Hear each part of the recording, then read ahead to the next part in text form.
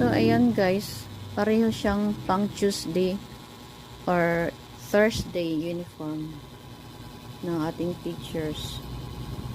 Magkaiba siya ng tela. So, ito tela ng Perido. Ito kay Ma'am Maria Criselda Abelia. Ito naman kay Ma'am Tina. Iba ang tela niya. Imitation siguro to. Ayan guys, magkaiba no. Layo ng diferensya.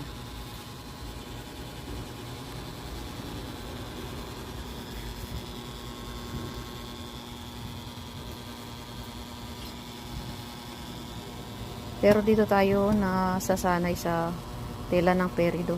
Ito daw ang original eh. So, yan gawa namin.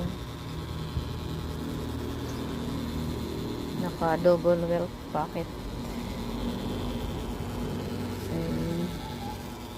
So, yan guys. Ito. Hindi ka ang mga magsusuot nito hindi mabubusuhan kasi naka-overlap siya ng ayan 1.5 inches. So sa pagitan ng buttons hindi siya